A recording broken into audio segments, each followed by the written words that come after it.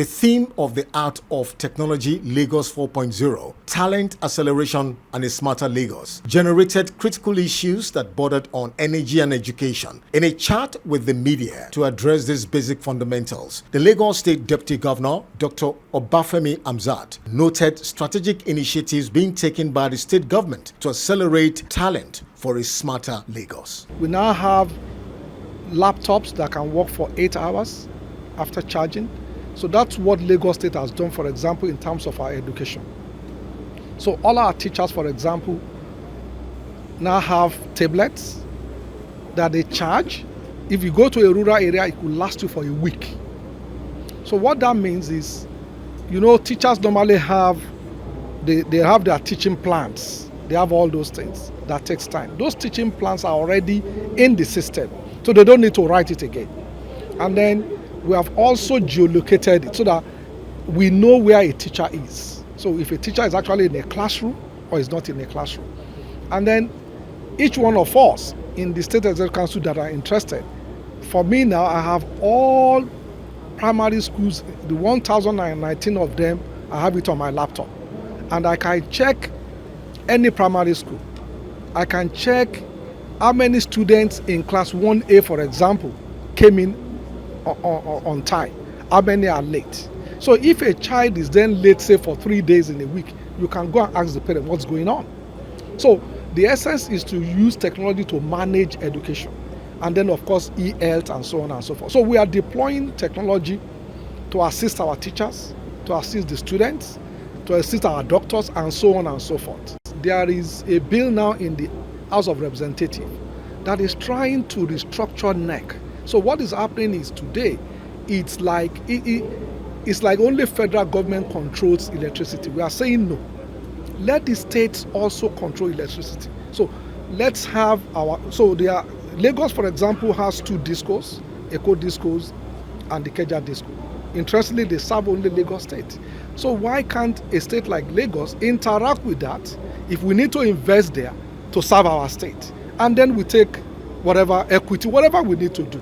So we've discussed it, but we don't want to now conflict with the regulation. That's why we're going to the National Assembly to see that we can break that open so that states liberalize it and make sure states. So all the pillars are being addressed, interestingly. On his part, the special advisor to Mr. Governor, Mr. Tubosun Alake, gave an insight into his presentation at the event, noting that strategies and intervention initiatives to check talent migration is of great concern. One of the key points of the presentation was highlighting the talent challenge that we have, which is really what today is about. Over the previous number of years, we've done different AOTs that are focused on particular areas of execution. This year is about talent, and it's coming at a very auspicious time as well, right? We all know about the Japa syndrome. We all know about all the issues that are facing talent. My presentation highlighted 3 out of 5 ICT engineers are actively thinking of migrating. So today is about finding solutions and alternatives to stem that tide, right? And one of the presenters said, look, he does not see Japa as an issue. Rather, it's an opportunity to actually export talent, because a lot of those talent too will send home remittances, right? And we are also in those areas preparing the groundwork for more talent to be exported, more products. So if you have talent, for instance, in the UK, there's a likely possibility that those UK Nigerian residents will use Nigerian products, which will mean more revenue for our own startups and companies here. So it's either you look at the bottle half empty or half full.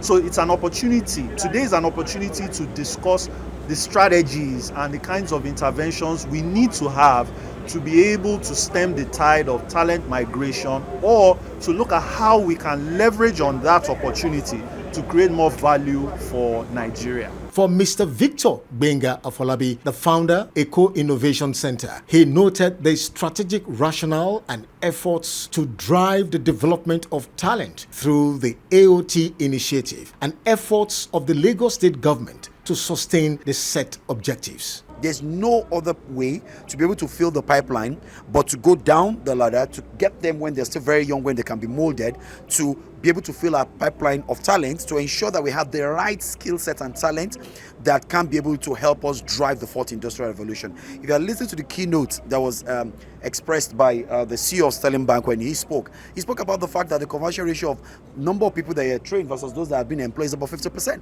However, the way we can turn that other 50% to make it beneficial to the country and not become a liability is to begin to empower them. So what we're trying to do is that before they even get to universities and graduate and become, go into the job market, is to begin to sit them in and get them exposed and experienced in the tech ecosystem, so that they're already been skilled and equipped. And yes, beyond what you've seen give, I think with Last Week and other initiatives of government, they have been consistent in providing skill set and financial incentives to develop our talent in Lagos State. And I think that will continue. And that's why they are very supportive of the Art of Technology Lagos. You've seen the enormous contribution from the very top of government down to every ministry and person. You've seen the enthusiasm. Every year we've had Art of Technology Lagos, and it's a demonstration of the commitment and the will of government to continue to partner with ecosystem players to fill this gap.